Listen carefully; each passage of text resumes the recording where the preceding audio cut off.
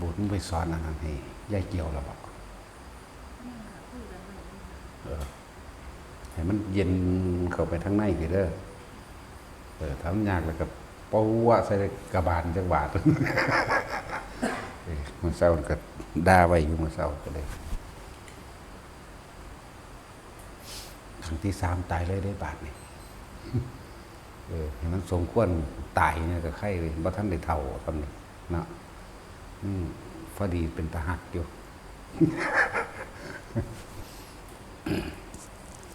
คือไว้เห็นให้มันเป็นแย้มปากเล็กน้อยแน่ให้มันตืดเข้าไปในนี่แต่ของเห็ดเป็นอยู่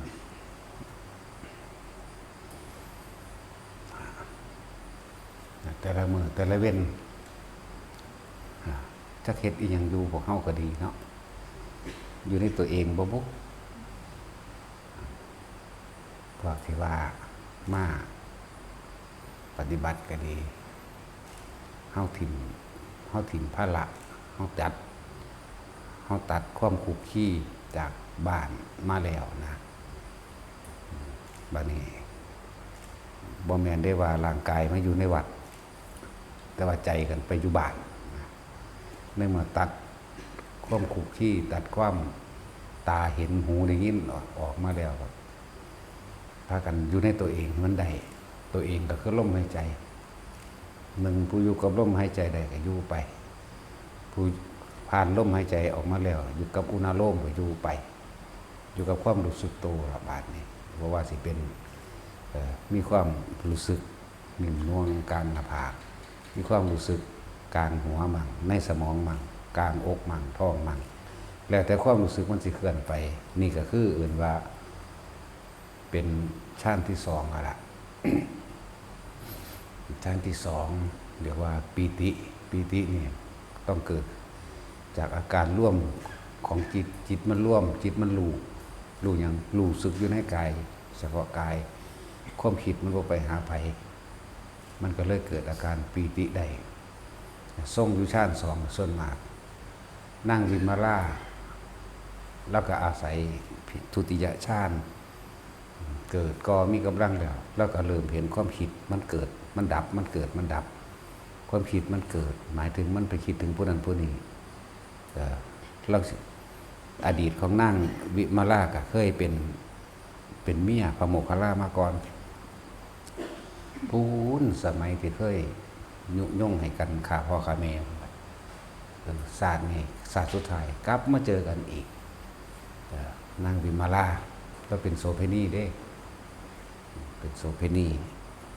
ได้รับค่าจ้างจากพวกเดรัจฉีมั่งย่งมั่งเขาอยากทำร้ายพระโมคคัลลาเพราะว่าพระโมคคัลลานี่ไปคุยเรื่องสวรรค์ไปคุยเรื่องนรกไปคุยเรื่องอานิสงส์ต่างๆเหตุให้พวกเดรัจฉีขาดรายได้ขาดการยกย่องสรรเสริญขาดศรัทธาเขาก็เลยหาวิธีแต่นั่งวิมาลาก็เป็นโสเภณีอยู่ในเมืองสาวัตถีนั่นแหละพอดีมันอาจจะมีความหลักแก่กันก็มีความแค้นแก่กันก็มีอนุสัยอยู่ทั้งในมันพันเบิดดอกไผก็ดีเหลือแต่ว่าพระโมคคัลลาเพิ่นเบิดแล้วก็ได้รับค่าจ้างไปพร้อมกับตัวเองก็จะเฮ็ดนำบ่พอใจที่สมัยเพิ่นยุยงให้เพิ่นฆ่าพ่อฆ่าแม่ตาบอดเพิ่นหมดละมันสิมีขึ้นมาเองของมันดอกแนวมื้อนี้มันเปิดพูดขึ้นมาอยากแก้แค้นบ่พอใจเสียใจที่พระโมคคัลลากลับพาพ่อแม่ขึ้นมาคือเก่ามันบ่ได้ดังใจแล้วก็ไล่เพิ่นหนีได้ซะก็บ่แม่นว่าได้ออกปากไล่หนีดอกเห็นพระโมคคัลลากับพ่อกับแม่กลับลำเกวียนขึ้นมาฮอดไปถึงก็ตายแน่กูเกิดความบ่พอใจยั่วหัวขาพ่อแม่บ่ได้โตนเฮือนกระโดดโรงพยาบาลแล่นหนีก็อาฆาตกันมาแต่พุ่นดอกความรักก็มีอยู่ดอกความแค้นก็มีอยู่ดอกนั่นแหละ ทั้งรักทั้งเกลียดพวกนี้เป็นอนุสัยค้ามาในใจก็ได้รับจากพระโมคคัลลาคนเขาไปอยู่ในที่สงัดแห่งหนึ่งพวกนี้ก็ไปกัน ไปกับที่แรกครับไปกล่าวคำหวานคำออดอ่อนคำเชิญชวนเสพการมาล่มซึ่งกันและกันกล่าวเราเพิ่งกันนั่งเบิ้งซื่อเริ่มถอดไปเรื่อยคุยไปเรื่อยฟ้อนล่ำไปเรื่อยเฮ็ดไปถูกสารพัดทาเฮ็ดให้เบิ้งนั่นแหละเพิ่นกันนิ่งอยู่จังสันเกิดความเมื่อยอ่อนล้าที่พระโมคคัลลาเพิ่นก็เลยแสดงธรรมแสดงธรรมหลังจากแสดงธรรมแล้วก็เกิดความมันยังมีอยู่ในหันแหละเลยเกิดความหิริโอตตัปปะละอายแก่ใจตนเองบางนี้ก็เลยขอถึงพระรัตนตรัยเป็นที่พึ่งเป็นที่อาศัยบ่ท่านได้บรรลุหยังดอกตอนแต่ว่ามีเฉพาะพระรัตนตรัยฟังดีๆขอถึงพระพุทธเจ้าขอถึงพระธรรม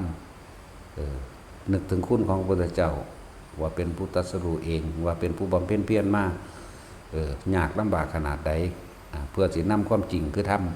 ออกมาแสดงให้แก่หมู่สรรพสัตว์แต่ก็ขอถึงพระสงฆ์มีพระโมคคัลลาเป็นต้นเป็นที่พึ่งทางใจแล้วก็ขอขมากับพระโมคคัลลาเรียบร้อยแล้วขอขมาพระรัตนตรัยขอขมาโดยส่วนบุคคลคือพระโมคคัลลากลับไปก็ทำอาชีพเดิมฟังดีๆได้ฟังดีๆแต่ละคนยังขายโตเหมือนเดิมนี่เป็นด้วยเรื่องของกรรมแต่ว่าจิตใจของเพิ่นบ่มีการถือเลิกงามยามดีพี่สางนั่งใหม่เทวดาสิ่งศักดิ์สิทธิ์ขอร้องบวงสรวงอ่อนวอนบ่มีหลังจากบ่ได้รับแขกสิระลึกนึกถึงบ่ได้รับแขกอยากว่าไม่ใช่แขกว่านึกถึงคุณของพระพุทธเจ้าอยู่เนื่องพระพุทธเจ้า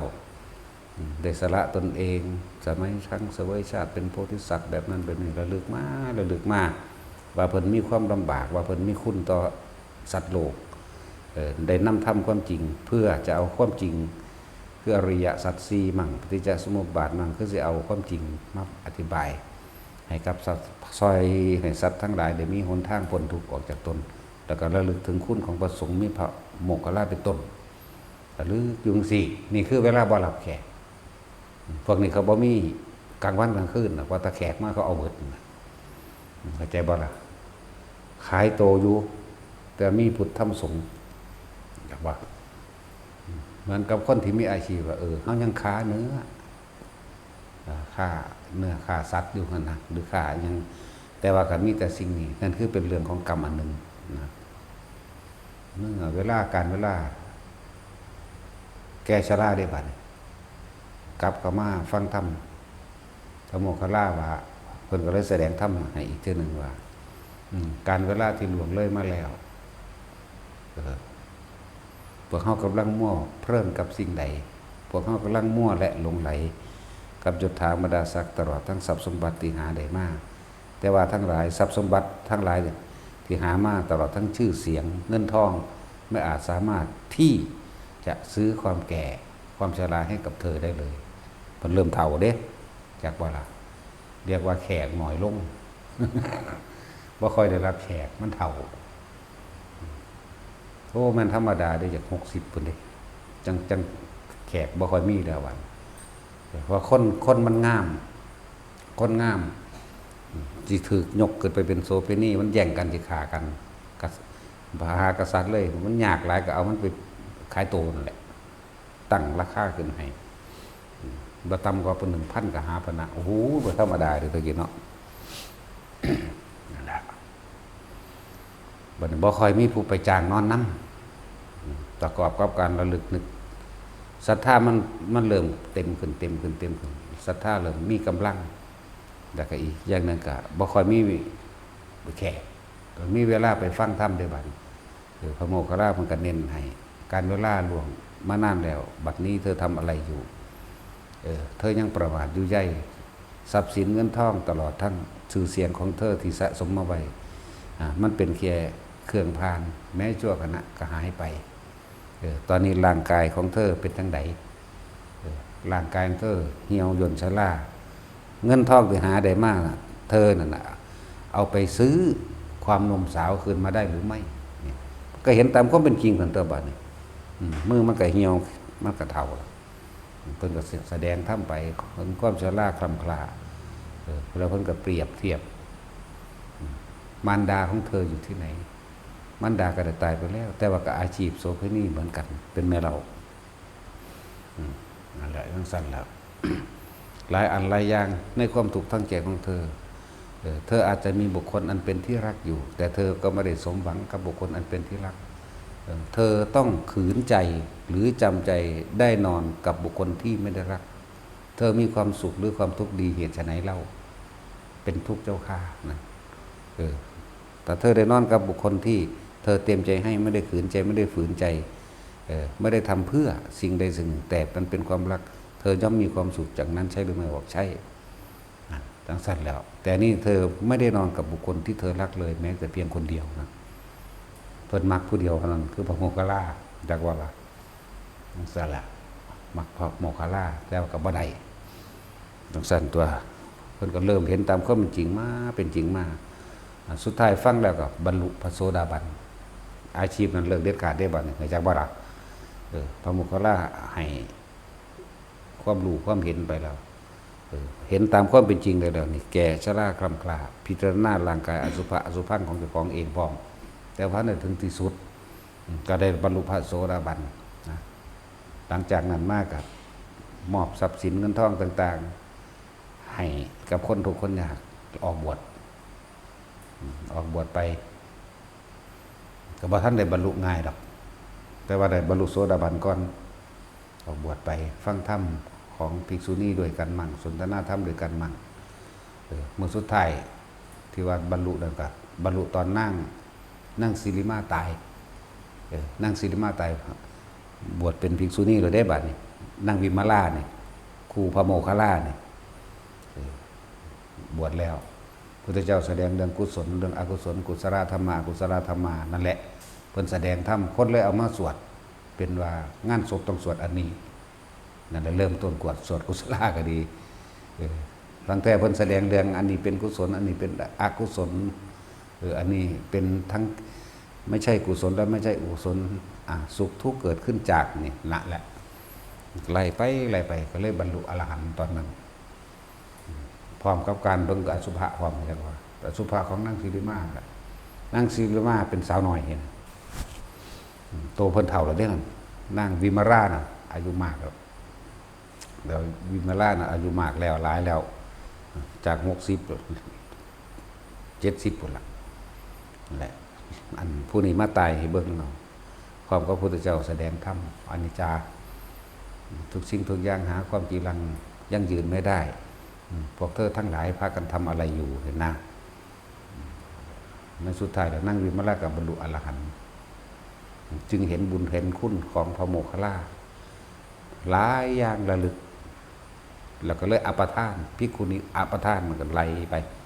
คำว่าอัปทานคือว่างอุปทานได้แล้วตะกี้มีความหวังมีความปรารถนามีความรักใครชอบใจว่าอยากได้นั่นอยากเป็นนี่อยู่หลังจากนั้นมาเฮานั่นเกิดมานานนับประมาณเฉียดชีวิตกับบ่ได้มีความปรารถนาอยู่ภายในใจความปรารถนาอันสุดคือความสมหวังนะในความสมหวังทั้งหลายเข้าใจว่ามันมีความสุขไล่ไปจนว่าฮอดพุ่นล่ะเมื่อนั้นจนถึงว่าเฮามีความตั้งตนปรารถนาหวังว่าให้ได้ดวงตาเห็นธรรมหรือพบพระนิพพานในศาสนาของพระพุทธเจ้าองค์ใดองค์หนึ่งในสมัยเริ่มต้นแรกเรียกว่าเป็นปฐมในการตั้งจิตเข้าสู่กุศลแต่ก็โตเตไปเรื่อยนั่นแหละตั้งจิตสู้กันเลยก็จะว่าล่ะได้เริ่มต้นมาจากปุ่นโตเตกับสัตว์เซ่เที่ยวกันว่ายแต่เกิดขึ้นสวรรค์มั่งลงนรกมั่งเปรตมั่งเดรัจฉานมั่งอยู่เพราะสมีเด้ถึง1 อสงไขยแสนกับจนถึงมาสุดท้ายแล้วเคยตั้งไว้ในสมัยของพระอย่างละได้ว่าหากข้าพเจ้าพลาดจากศาสนาของพระผู้มีพระภาคเจ้าองค์นี้พระที่บังกรขอให้ข้าพเจ้าจงอย่าพลาดศาสนาของพระพุทธโคดมเป็นในการเบื้องหน้าเถิดได้มาจากคุณสุเมธะฤาษี หากข้าพเจ้าพลาดจากศาสนาของพระพุทธทีปังกรนี่ขอข้าพเจ้าจงอย่าพลาดจากศาสนาของสุเมธดาบทอันเป็นฤาษีองค์นี้เถิดนั่นเองนะไล่มาเลื่อนว่าอัปทานระลึกความย้อนหลังบรรลุแล้วมันเพิ่นใดของเพิ่นนั่นน่ะย้อนได้1อสงไขยแสนกับเพิ่นย้อนไปประมาณนี้ย้อนไปก็เลยไปเห็นแต่ก็มาระลึกถึงบุญคุณของพระโมคคัลลาเขาเจ้าว่าแม่นว่าหาก็เกิดน้ำกันทีเดียวได้บ่นี่นับประมาณชาติไม่ได้อยู่น้ำกันเป็น36กับมั่งเคยเป็นพระอินทร์รวมกันมั่งตกนรกร่วมกันมั่งเป็นสัตว์เดรัจฉานรวมกันมั่งบางที่ศาสตร์หนึ่งสมัยที่เพิ่นเป็นฤาษีเป็นทูตสีม่านเพิ่นก็เคยเกิดน้ำกันผัวเมียกันเคยตักเตือนพระโมคคัลลาท่านพี่อย่าทำอย่างนี้อย่างนี้อย่างนี้สมณะทั้งหลายเหล่านั้นเป็นผู้มีคุณต่อโลกท่านจะบาปแบบนั้นจะมากวนจะไม่หยุ่งกับไล่กันนี้นั่น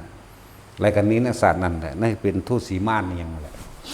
แล้วก็เขาไปสู้ช่องหูของพระสาวกของพุทธเจ้าองค์นั้นนั่นสินะทางคนหนึ่งเตือนกันอยู่เกื้อหนุนกันไม่เรื่อยอยู่แบบเตือนกันอยู่ก็เลยไม่เห็นคุณนี่เวลามันบรรลุแล้วมันหู้แล้วจังเหมือนกวานั่นแหละคนที่ว่างจิตเป็นอุเบกขาได้จริงๆก็คือพระอรหันต์นั่นแหละนอกนั้นก็ขาแน่บ่ขาแน่แหละเนาะเห็นว่าแท็กซี่นี่คือคุณขนาดเพิ่นมีอาชีพขายตัวโสเภณีแต่ว่าเพิ่นบ่สิบ่ถือเอาอย่างอื่นเมื่อเพิ่นถึงพระรัตนตรัยนี่ได้จังบอกว่าแต่ละคนเฮาเชื่อมั่นในพระพุทธเจ้าที่นำความจริงออกมาแสดงหนทางให้เฮาฟังเฮาเชื่อมั่นในพระสงฆ์ที่นำความจริงอันเป็นคำสอนของพระพุทธเจ้าพุทธะแปลว่ารู้เจ้าแห่งผู้รู้ทั้งปวงคือรู้หยังรู้ความจริงและอาศัยพระสงฆ์แสดงเฮาก็เลยระลึกนึกถึงพุทธธรรมสงฆ์ก็เลยเอิ้นว่าพระรัตนตรัยมั่งแก้วสมการมั่งพุทธธรรมสงฆ์มั่งบ่มีความเสื่ออย่างอื่นอีกบ่มีความเสื่อว่ามีผีสางนางไม้เทวดาอินทร์พรหมสิ่งศักดิ์สิทธิ์ดลมนต์ดวงบาดาลบ่มีละออกบ่เลยแต่ว่าอาชีพนี่โดยกรรมอย่างว่าได้รับคือเก่านั่นแหละเป็นที่มาแห่งขันธ์ทั้ง5ขันธ์5เป็นเครื่องรับกรรมเก่าเพราะตัวเองเคยกระทำไว้ดีบ่ได้ก็เลยต้องรับจำใจเฮ็ดเอิ้นว่าจำใจเฮ็ดถ้าบ่เฮ็ดก็เหมือนกับว่าชื่อเสียงสิดับไปเหมือนกับว่าสิบ่มีอาชีพอื่นมันเป็นเครื่องเลี้ยงชีพเป็นเสียหน้านั่นแหละมันเลยเป็นจังซั่นคือกูเฮ็ดอาชีพอื่นบ่ได้กูต้องเฮ็ดเฉพาะอาชีพนี้นะเหมือนกันกับพวกฆ่าสัตว์นี่ก็อย่างนึงบอกให้พวกเฮานั่นน่ะพวกเฮานั่นตัดความคลุกคลีจากครอบครัวมาแล้วนั้นชั่วขณะนึงก็ช่างมันปล่อยให้เบิดคิดถึงผัวคิดถึงเมียคิดถึงลูกคิดถึงหลานสัตว์เลี้ยงเข้ามามักพริกผักไผ่จักว่าล่ะเอาจริงๆเด้โอ๊ยกูลืมมาเข้าเด้อยู่ดีก็มีเนาะแท็กซี่โอ้ยมันมาคนท่านบ่น้อเด้ญาติมันหนึ่งบ่สุกไหมมันบ่ล่ะมันสั่นแล้วอะไรตัดออกมาแล้วบัดนี้ตั้งใจถ้าฟังกับน้อมความคิดพิจารณาตามทำความเห็นให้ตรงจากประสบการณ์จริงของเจ้าของกับคำที่เพิ่นบอกออกไปแล้วก็หาตอนที่เฮาฟังอยู่นี่แหละใครควรพิจารณาตามโลดจากบ่ล่ะใครควรพิจารณาตามหาข้อสรุปลงความเห็นเมื่อมีความเห็นสรุปได้ว่าทุกสิ่งทุกอย่างเกิดมาตายความปรารถนาสุขนั่นแหละคือความทุกข์ที่ต้องดำเนินต่อไปในภายภาคหน้าอันบ่ล่ะ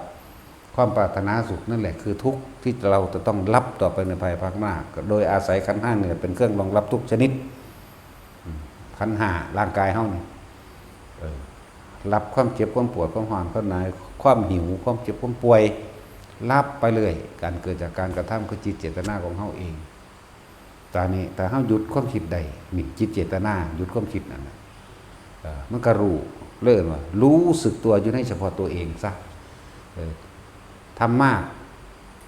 ก็หยุดพบได้มากเด้จากบ่ล่ะทำน้อยก็หยุดพบได้น้อย คำว่าทำมากหมายถึงเป็นผู้มีสติรู้สึกโตระลึกรู้สึกโตในลมหายใจหนึ่งในจุดอุณาโลมในอาการปิติต่างๆที่มันเกิดขึ้นหรือมันสิเคลื่อนความรู้สึกตัวหมายถึงเวทนาในเวทนาเนี่ยอีกอย่างว่ารู้สึกตัวก็ได้จะบันรู้สึกในภายในเลยเด่นนะครับมันน่วงอยู่กลางหน้าผากนี่มันวืดขึ้นมากลางหัวมั่งมันไหลลงระวังทำกลางอกมั่งเย็นสบายมั่งอยู่ในนี่ลงท้องมั่งขึ้นมามั่งหรือความกระตุกในกายเขาเองมั่งกระชังคือขอให้มีความรู้สึกตัวเรียกกายในกายอันหนึ่งเวทนาในเวทนาอันหนึ่งนี่ได้เป็นกายเป็นเวทนาเป็นจิตจิตนี้คือผู้รู้สึกในกายก็จะบำบัดที่หลวงพ่อบอกอยู่เรื่อยๆเด้จิตเวทนากายเวทนาจิตกับผู้รู้กับจิตก็คืออันเดียวกันรู้หยังเอารู้สึกตัวนี่แหละมันรู้สึกตัวในตัวเองกายเวทนาจิตเวทนากายกายในกายเวทนาในเวทนาจิตในจิตร่วมกันเป็นความรู้สึกตัวน่วงอยู่นี่บางคนทำความรู้สึกตัวอยู่ท่ามกลางอกอันนี้คือมันที่เป็นเองหลังจากเขาฝึกลมหายใจกับจับฐานที่ตั้งให้คิดได้แล้วฐานสมาธิจิตตั้งมันตั้งอยู่ใส่เฮาตั้งไว้ตรงฐานกลางหน้าผากเฮาเมื่อเฮาเข้าใจว่านี่คือฐานเบื้องต้นเมื่อมันเคลื่อนไปเฮาก็ให้รู้ว่าก็ไม่หนีออกจากฐานไม่หนีออกจากความตั้งมั่นไม่หนีออกจากความรู้สึกตัวอย่างว่ามันจะไหลลงมากลางสมองกระจังมันจะลงมานี่กระจังให้อยู่แค่นี้อยู่มากดับภพได้มากเข้าใจว่านี่อยู่น้อยดับภพได้น้อยทำมากได้มากทำน้อยได้น้อยไม่ทำไม่ได้อะไรเลยมีแต่เกิดจากมันเข้ามาพบก็คือความรู้สึกที่ออกจากกายของเฮาเองความรู้สึกที่ออกจากกายของเฮาเองโดยอาศัยสัญญาคือความจำเมื่อเราคิดถึงบุคคลผู้หนึ่ง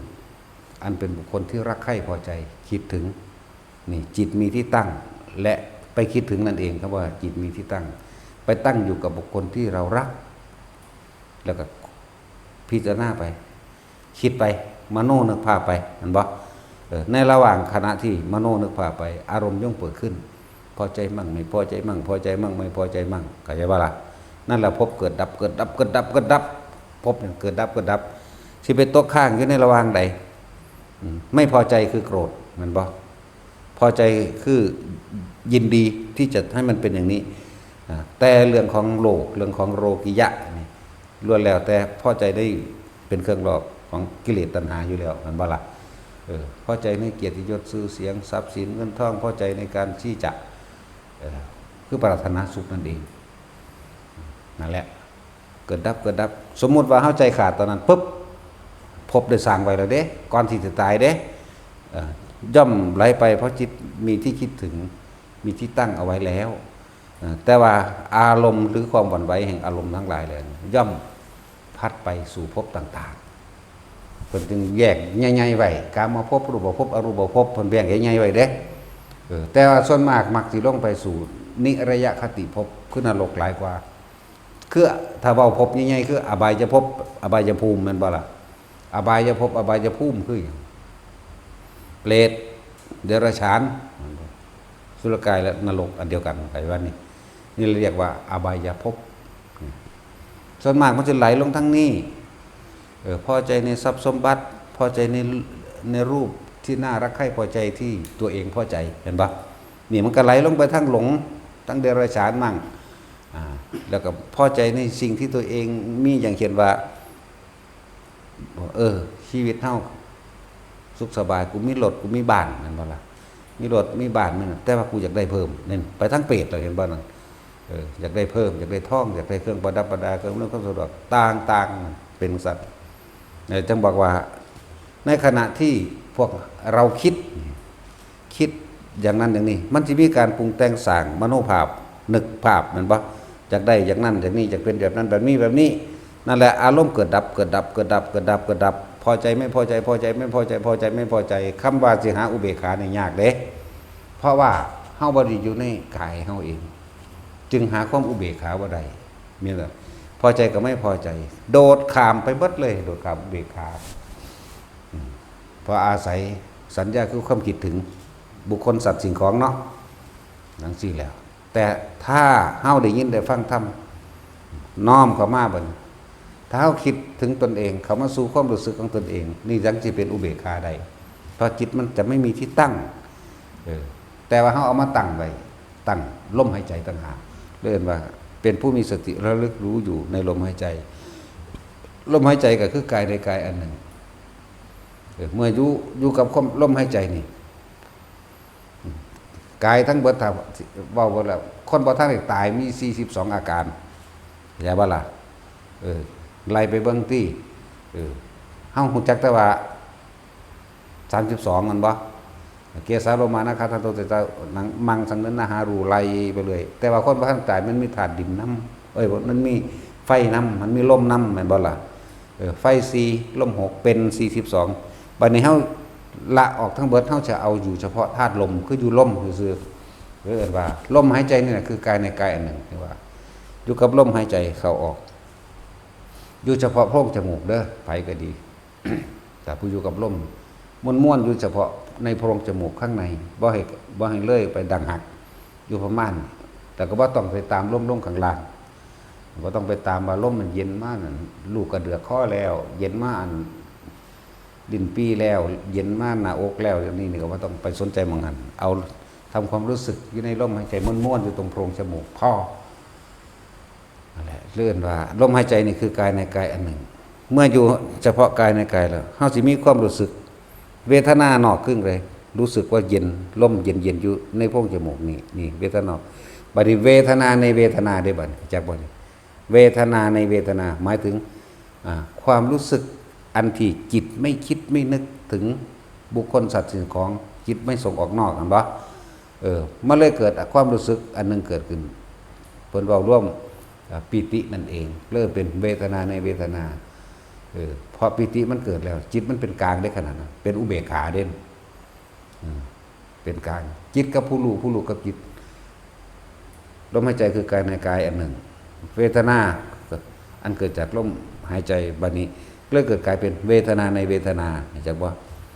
จิตเป็นผู้คิดผู้นึกผู้รู้กันแต่ว่ารู้นอกซะก่อนรู้ลมเข้าออกนี่บัดนี้จิตในจิตคือหยังก็คือรู้สึกตัวในกายเวทนาจิตเวทนากายเกิดเป็นเพียงแค่ว่ารู้สึกตัวแต่ว่านี่เป็นสติก็ว่าเป็นผู้รู้สึกตัวก็ว่าเป็นสัพพัญญะก็ว่าเป็นสมาธิเรียกว่าจิตตั้งมั่นก็ว่าตั้งอยู่ในกายเฮานี่แหละอยู่ในเลื่อนแห่งกายเฮานี่แหละอันเดียวกันเบิดเป็นฌานเป็นเพ่งอยู่ในฌานก็ว่าเพ่งฌานแปลว่าฌานเป็นเพ่งลมนั่นแหละเมื่อเพ่งลมแล้วก็เกิดอาการปิติขึ้นมาเองเพื่อเลยว่าฌาน1 2 3เพื่อทำให้เกิดเป็นสมาธิแต่ว่าเราจริงๆงั้นอันเดียวกันนั่นแหละบอกไปคนละศัพท์ซื่อๆแต่นี่เว้าเฮาเอาความจริงที่มันเกิดในกายเว้าเลยเฮาเอาความรู้สึกหรือเฮาประสบการณ์ของจริงที่เฮาเว้าเลยมาบอกบ่ได้คาดคะเนเอาบ่ได้คิดเอาความจริงที่ตัวเองเป็นมาบอกพร้อมเข้าใจว่านี่มันจึงละเอียดปริยัติส่วนมากคนก็คาดคะเนเอามันบ่ใส่เหตุผลสรุปเล่าแต่ความรู้สึกจริงๆตัวเองบ่เป็นเว้าไปเฉพาะที่เป็นปริยัติกับเอาความเห็นตัวเองเป็นใหญ่จากสิ่งที่ได้ยินได้ฟังได้รู้ได้เห็นและตามอารมณ์ความพอใจว่าอย่างนี้แหละถูกเข้าใจบ่ล่ะนั่นแหละอุปทานยังมีอยู่เพราะว่าเจ้าของว่าเข้าถึงความจริงคือยังละความเห็นบ่ได้ใช่มั้ยทิฏฐุปาทานเสพตุปาทานกามุปาทานและอัตตวาทุปาทานนี่4อย่างคือสิ่งเดียวกันรวมแล้วคือความรู้สึกเดียวกันมีความรู้สึกของคนที่คิดออกว่าพอใจไม่พอใจพบเกิดเป็นบ่ล่ะจากความรู้สึกของที่อยู่นั่นเป็นความรู้สึกเวทนาในเวทนากายเวทนาจิตเวทนากายรวมแล้วคือความรู้สึกตัวอันเป็นอุเบกขาที่มันแผ่ซ่านจึงเป็นปีติซาบซ่าหรือปีติปราโมทย์อันเกิดอยู่ในกายของเราเองกายเวทนาจิตเวทนากายรวมกันเป็นแต่ว่าในเบิดได้นี่บ่แม่นกายนอก บ่แม่นเวทนานอกบ่แม่นจิตนอกจิตนอกคือคิดออกนอกเข้าใจว่าจังซั่นแหละบัดนี้เลยเป็นของในทั้งเบิดรวมกันเลยเป็นหนึ่งเพ่งอยู่จิตหนึ่งก็ว่าเป็นสมาธิจิตตั้งมั่นก็ว่ามันเป็นจิตหนึ่งได้แล้วมันมีความรู้สึกตัวได้แล้วมันเป็นสมาธิดีแล้วเพียงแต่ว่าบัดนี้คำว่าสติหรือระลึกหรือความรู้สึกตัวพร้อมจักทันความคิดตัวเองที่หนีออกจากความรู้สึกในกายตัวเองในกายตัวเองหรือไม่ความคิดเท่าที่เกิดขึ้นดิพุทธไปหาเรื่องนั้นเรื่องนี้เรื่องนั้นเห็นบ่ทั้งสั้นแหละมันสิพุทธออกไปเด้มันสิคิดก็เกิดจากสัญญาเก่าๆนั่นแหละมันจะขึ้นมาเรื่องนั้นตอนที่เฮาบ่ทันได้มีกำลังหรือบ่ทันตั้งมั่นคณิกะสมาธิจิตในขณะที่ตั้งมั่นชั่วขณะนั้นหรือขณะนั้นที่จิตตั้งมั่นดีแล้วบางที่ความคิดมันไปเฮาไปคุมความคิดบ่ให้มันคิดเรื่องนั้นเรื่องนี้จะบ่ล่ะที่เรียกจึงบอกว่าถ้ามันคิดที่แรกความรู้สึกในกายเฮาว่าท่านตั้งมั่นพอจำเป็นต้องดึงขึ้นมาก่อนจากว่าเลยมีสติดึงกลับเข้ามาหาลมหายใจซะก่อนคราวเดียวไปอีกแล้วดึงขึ้นมาอีกคราวเดียวดึงไปอีกแล้วดึงขึ้นมาอีกอย่าว่าล่ะมันสิมี2ขยัก2ระดับเด้อตอนเฮาว่าท่านได้ตั้งมั่นคงแท้ๆมันไปดึงมาถ้าความคิดไปหาบุคคลสัตว์สิ่งของต่างๆนั้นมโนนึกจินตนาการต่างๆอารมณ์ย่อมเกิดขึ้นพอใจมั่งบ่พอใจมั่งแม้กระทั่งพอใจมั่งไม่พอใจมั่งในความรู้สึกแห่งตนก็ช่างนี่เข้าใจว่าล่ะนั่นแหละดึงกลับมาก่อนดึงกลับมาเรื่อยถ้าเฮาดึงกลับมาได้ท่านความคิดที่มันออกนอกออกเพราะปิติอันอื่นแทรกซ้อนก็มีออกเพราะคิดถึงบุคคลสัตว์สิ่งของก็อย่างหนึ่งเด้อฟังดีๆออกเพราะคิดถึงบุคคลสัตว์สิ่งของเมื่อคิดถึงบุคคลสัตว์สิ่งของอันเป็นสัญญาเก่าๆเรื่องเก่าๆแล้วมันย่อมมีมโนนึกจินตนาการต่างๆอารมณ์ย่อมเกิดได้พอใจไม่พอใจมั่งไม่พอใจมั่งพอใจไม่พอใจมั่งนี่อันเรื่องนึงที่เป็นอย่างว่าความคิดมันอ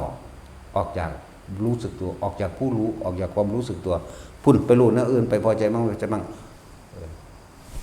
จะเอิ้นคณิกะสมาธิจากวันนี้ที่นี่เฮาเริ่มเข้ามาเลยถ้าเฮาเมื่อตั้งมั่นดีแล้วความรู้สึกอีกอันนึงที่เฮาสิไปสงสัยในเวทนาหมายถึงอาการปิติซ้อนเข้าใจบ่ปิติซ้อนเด้อตอนนี้เฮาอยู่ในนี่ลมหายใจนี่กับจุดอุณาโลมนี่เข้าใจบ่ล่ะบางครั้งบัดนี้ขนลุกขึ้นมากก็มีออกไปพิจารณาขนลุกนี่เอิ้นว่าปิติซ้อนเข้าใจบ่นี่มันซ้อนกันเด้นี่บางที่อุทกายปิติเกิดขึ้นขนลุกขนกิ้งลุกขนหัวลุกไปให้ความสำคัญในอาการปิตินี่ว่าคือหยังร้ายหรือดีและอยากไปสรุปเข้าใจบ่ล่ะนี่อันนึงบางที่ร่างกายคณิกาปิติเกิดความเหมือนคนสะอึกสะอื้นให้มากแต่ว่าคณิกาปิติตัวนี้ก็เกิดเพราะว่าการยอมรับในธรรมหรือการฟังแล้วมันต่ำใจเจ้าของมันลงมันเลยให้แต่ว่าตอนที่เฮาจับลมหายใจมันบ่ค่อยให้ดอกมันสิให้ตอนเฮาฟังธรรมมันสิกึกก็นี่มันสิซาบซึ้งมันยอมบ่ค่อยเกิดตอนที่เฮาเดินจงกรมหรือมันสิเกิดตอนเฮาฟังเข้าใจบ่นี่เฮาก็เลยไปให้ความสำคัญในความบังคับบ่ให้มันให้ยิ่งอยู่กับคนหลายๆจังซี่บังคับเด้1ออกไปแล้วอยากอายคนยันก็ว่าเป็นบ้าเข้าใจว่าล่ะนี่บ่ทันมันจึงบอกว่ากลับมาลบก่อนเหมือนเดิมปิติที่3ภารณาปิติมีความโยกบางทีมันก็โยกซ้ายขวาแล้วก็โยกหน้าหลังบางครั้งก็หมุนเนิบๆซ่าๆนิ่มๆหรอกก็ไปให้ความสำคัญกับมันอีกนี่เข้าใจบ่ล่ะฉะนั้นจึงเน้นย้ำว่าจับจุดเดียวซะก่อนอันอื่นรู้สึกเฉยๆโดยไม่ต้องไปคิดหาชื่อของมันว่าไปสรุปว่าร้ายหรือดีเข้าใจว่าล่ะ ถูกหรือผิดร้ายหรือดีบ่ต้องมีจึงว่าทุกคนจับหลักนี่ให้ดีนั่นแหละหลักลมหายใจนี่ครับอุณาโลมเท่านั้นนี่ภารนาปิติร่างกายโยกดุดดังว่านั่งอยู่ในอ่างน้ำภาษา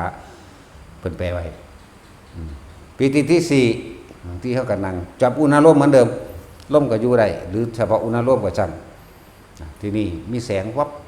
วับเข้าใจว่าล่ะแสงเปรียบฟ้าดุดดังฟ้าแลบเพิ่นแปลแค่นั้นเด้แต่ว่าความเป็นจริงมันบ่แม่นแค่นั้นจับอุณาโลมอยู่ที่แสงสว่างวูบขึ้นเลยบางทีกับเป็นความแจ้งในตาเฮานี่จักคนผู้ใดเคยเป็นบ่ในเหมือนกับหน้าคิ้วเฮานี่แหละแจ้งไปจักคืบนึงนี่นะ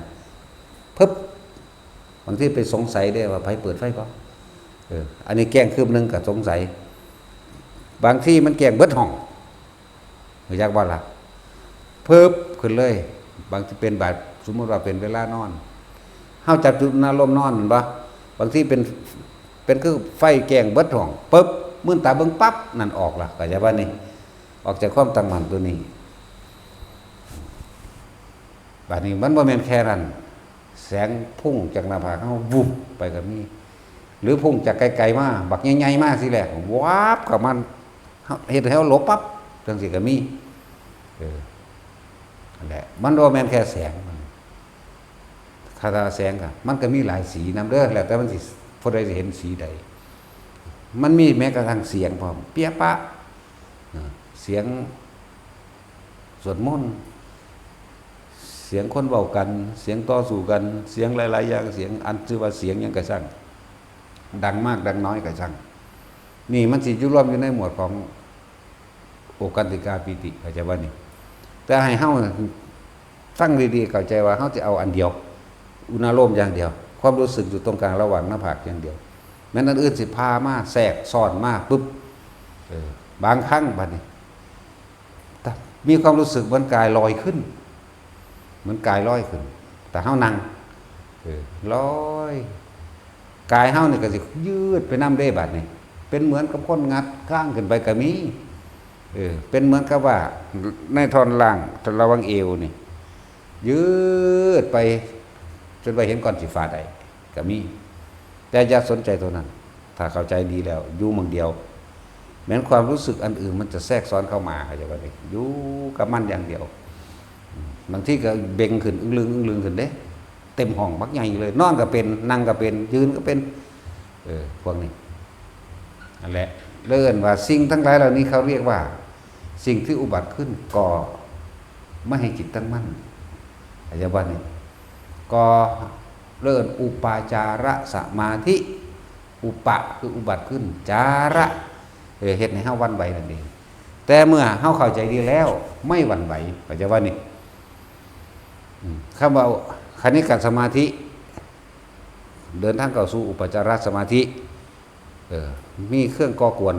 เนาะจนถึงอัปปนาสมาธิถ้าเฮาบ่สนใจมันเลยมันจะเป็นอัปปนาสมาธิเองเข้าใจว่าล่ะเรียกว่าสงบปราศจากความคิดนึกอย่างอื่นบ่แทรกซ้อนไปตามอาการปิติต่างๆบ่สนใจกับภาพบ่สนใจกับเสียงเข้าใจว่าเลยเป็นอัปปนาสมาธิความสงบอันหาประมาณไม่ได้ความสงบอันอิ่มความสงบอันสมาธิเต็มภูมิว่าท่านได้ย่าวตลอดการกระจังมันดอกแต่ในขณะนั้นที่เฮาพานั่นได้สมาธิเต็มก็ได้อิ่มก็ได้นั่นแหละ นี่อธิบายตัวนี้ทุกคนเข้าใจบ่ใส่ศัพท์บาลีมากใส่นิดๆหน่อยๆใส่แค่ว่ากนิกะคือหยังอุปจาระคืออัปปนาสมาธิคือแต่ว่าเฮาเอาความรู้สึกออกถ่ายทอดเด้อจิตตั้งมั่นไม่หวั่นไหวบัดแต่ว่าตั้งตรงไหนจักว่าล่ะตั้งตรงฐานที่ตั้งแห่งจิตรู้สึกอยู่ในกายอันนี้แค่นี้เองบัดอยู่กับมันจึงถามทุกคนว่าพวกเฮา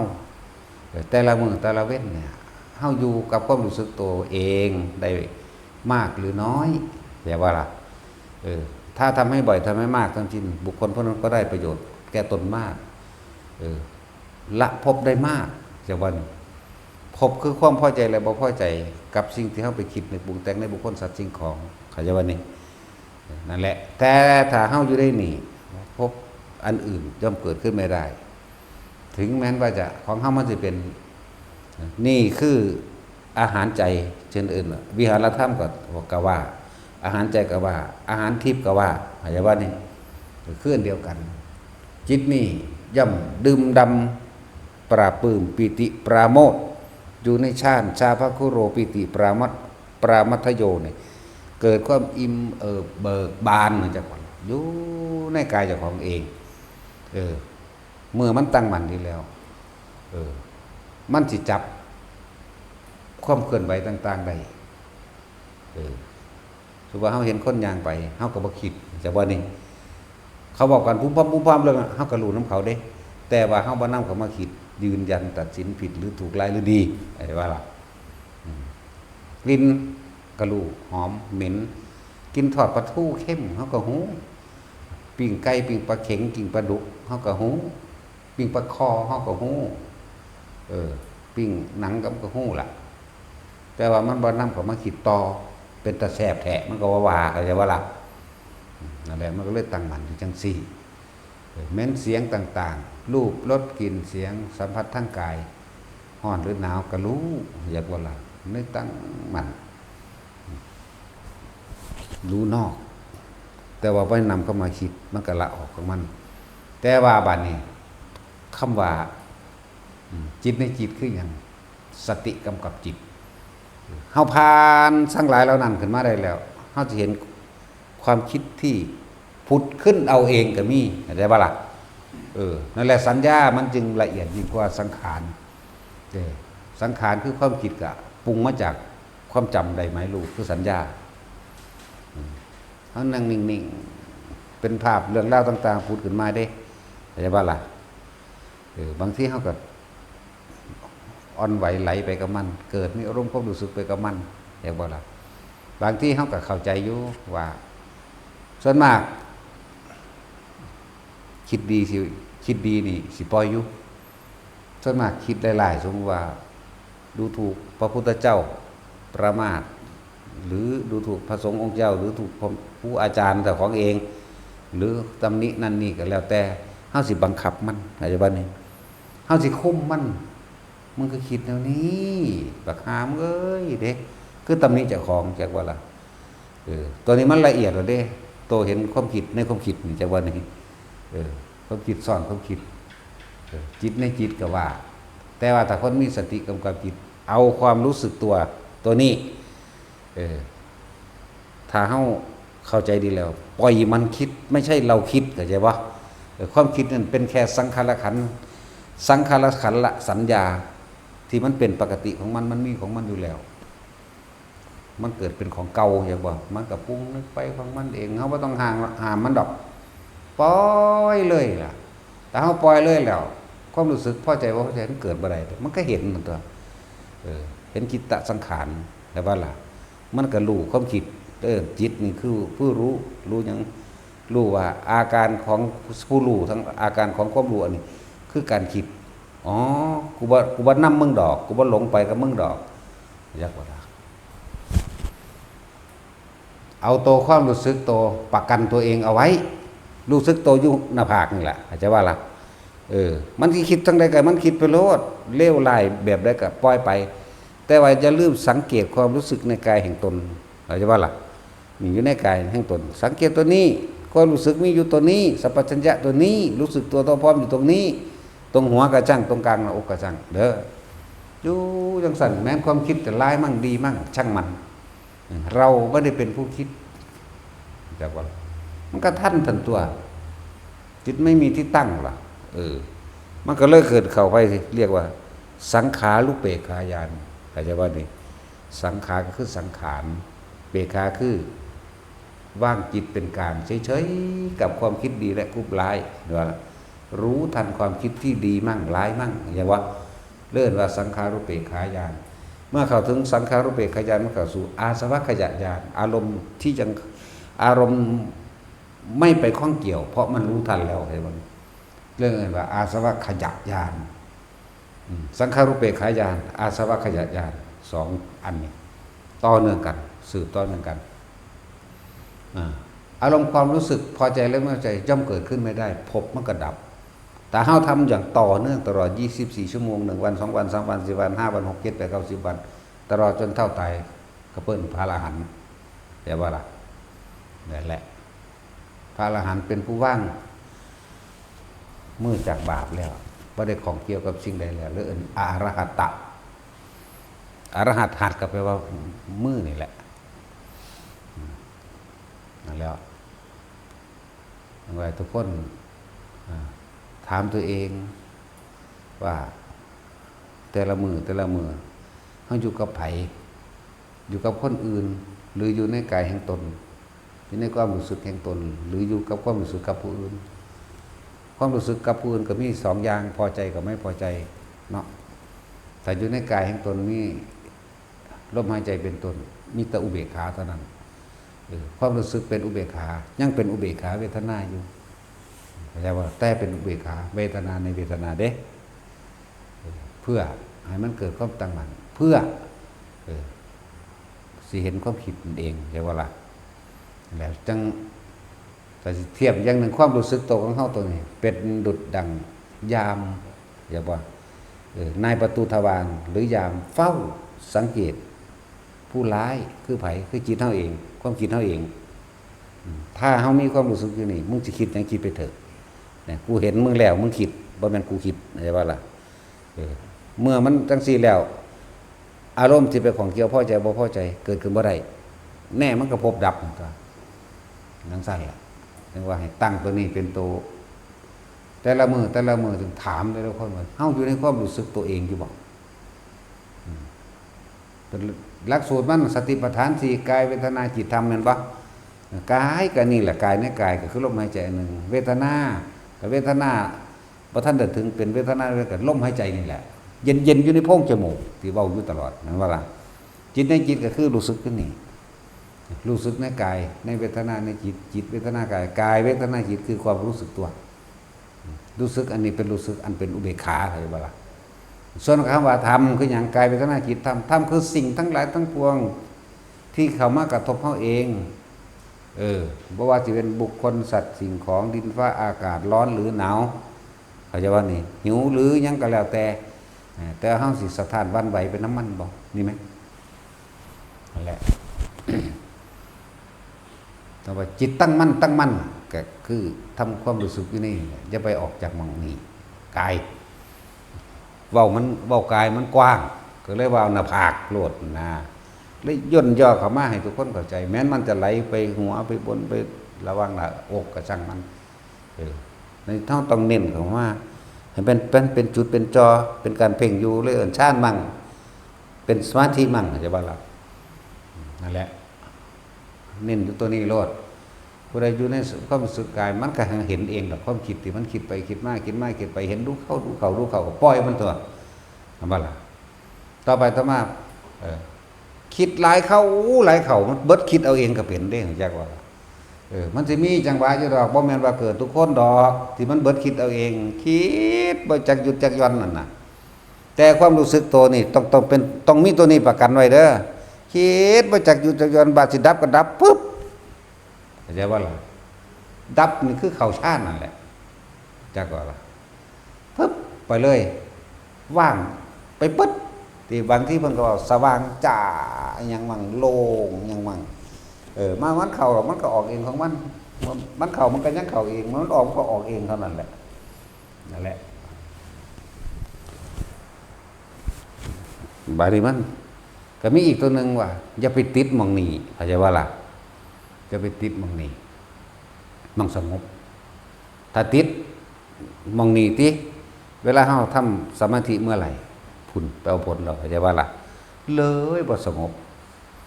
อะไรทั้งว่าบ่นิยมฌาน4หรืออรูปฌานทั้ง4อีกบ่นิยมแค่1กับ2มันก็สามารถรู้ทันความคิดได้แล้วใช่ป่ะนางวิมาลานี่เราบรรลุตอนแค่ฌาน2นึงเด้ความรู้สึกน่วงอยู่อย่างเดียวความคิด ไหลไปแล้วก็บ่ตามไปเห็นบ่นี่สั้นแหละแล้วเรียกว่าข่มปิติเอาไว้ได้เราบ่ไปน้ำตลอดเด้เราอยู่ระหว่างกึ่งหนึ่งคือความรู้สึกตัวนี่เองนั่นแหละอธิบายยากอยู่ตัวนี้ก็บ่ยากหรอกว่าเฮาแต่ว่าสิถอดความรู้สึกใส่ถึงแต่ละคนนึงเมื่อมันถอดแล้วมันก็ถอดให้เอาเด้เนาะมันบ่ให้บำเพ็ญหมดแล้วตอนเดือนใดตีนกวาดแมงเขาเบิดนี่โลดไผสิรู้เรื่องหยังบ่รู้เรื่องหยังก็สั่งใส่เดือนหมดแดงหมูหมากาไก่เป็ดงัวควายคนตีนกวาดขึ้นเลยเนาะนั่นแหละผู้ใดบ่เข้าใจฟังซ้ำแล้วซ้ำอีกจนกว่าสิฟังเข้าใจแล้วเฮ็ดไปถ้ามันเป็นเองแล้วมันสิเข้าเอาใจเอาเองดอกเข้าใจว่าล่ะมันสิเข้าถึงธรรมตรงนั้นความศิวิไลแห่งธรรมนี่เลิศบ่มีรถใดสิเลิศยิ่งกว่ารถแห่งธรรมคือความศิวิไลแห่งธรรมที่มันเป็นมานี่แหละมีเฮาติเน้นเอาแต่มองสิบรรลุโลดมองสิทันความคิดโลดนะอันอื่นๆเมื่อใดมีอารมณ์ก็เว้าให้ฟังอันพวกผีสางนางไม้เทวดาอินพรหมนะก็เว้าอยู่บางคนมันก็ประสบพบเท่านั้นเนาะนะว่าซั่นเวลามันก็เห็นเลยสู่กันเป็นบ้านเป็นเมืองลบกันเว้ยมั่นอย่างนี้ทั้งแต่ไปศูนย์น้ำเขาก็มีเด้ใช่ว่าล่ะไปโมโหน้ำเขาเก็บมาเป็นอารมณ์ทั้งนอกความได้ดูทั้งที่เรื่องฝันมันแล้วอย่างบนก็บ่ต่างกันกับเฮาฝันฝันว่าได้ตีได้ฆ่าเขาหรือว่าเก็บใจบ่ได้เอาขึ้นมันหาวิธีแก้ขนาดนอนตื่นแล้วก็ยังพูดแก้ขึ้นจังได๋หน่อยอยู่จังเด้มันเป็นบ่ล่ะเฮาฝันหมาไล่เฮาฝันแลนเฮาฝันลอยน้ำเฮาฝันเหาะเห็นบ่เป็นผีไล่บัดนี้เมื่อสัตว์ออกเนาะตื่นขึ้นมามันคือเมื่อยได้ปะเห็นบ่เป็นบ่ตื่นขึ้นมาก็ยังเมื่อยได้เด้นั่นแล้วสำคัญอยู่ไสแต่ว่าสำคัญอยู่จิตนั่นบ่จิตเป็นผู้คิดผู้นึกผู้ปรุงผู้แต่งแสวงหาสร้างสมและสะสางกันอยู่อันเดียวนี่แหละจิตกับผู้รู้กับจิตอันเดียวกันนั่นแหละแต่ว่าเฮาสิรู้ต่อท่านความคิดบ่เนี่ยนะจึงสร้างฐานที่ตั้งแห่งจิตแต่ว่าได้ถามแต่ละคนว่าแต่ละมือแต่ละเว้นนี่เฮาอยู่กับตัวเองอยู่บ่หรือเฮาอยู่กับผู้อื่นบ่ทั้งที่เฮาถิ่มมาแล้วตัดออกมาแล้วในมือนั้นเห็นบ่ตัดออกจากสัตว์เลี้ยงบ่ว่าสิเป็นหมูหมากาไก่แมวหรือลูกหลานกับสัตว์เลี้ยงล่ะลูกหลานก็เลยก็ใช่ว่านี่สัตว์เลี้ยงบัดนี้เฮาสิอยู่กับตัวเองกายอยู่ในวัดแต่ว่าใจอยู่ข้างนอกเนาะให้มันอยู่ในกายนี่แหมใจกายมันอยู่ในกายจักว่าล่ะมันมีสติมันตั้งอยู่ในนี่นั่นแหละผู้ใดฟังบ่เข้าใจก็ไปตายซะปานนี้ล่ะเนาะอยู่ไปมันสิบาปหลายเด้อยู่ไปนี่บ้าเดี๋ยวก็คิดสั่งคนนั้นคิดสั่งคนนี้อยากได้อันนั้นอยากได้อันนี้บ่พอใจคนนั้นบ่พอใจคนนี้เขายางซื่อๆก็บ่พอใจเด้เนาะเขาบ่ยิ้มให้ก็เฉียดให้เขาเด้แม่นบ่ซั่นเขาอ้วนก็สั่งเขาจอยก็สั่งเขาเนาะผู้ใดเคยเป็นเขายิ้มหัวอยู่กับผู้อื่นก็สั่งเขาเด้เนาะเฮานี่สั่งแต่ผู้ขี้ลายนั่นเด้แต่ผู้งามเฮาบ่สั่งเอาแมงเบิดนี่เอาสัพพทาน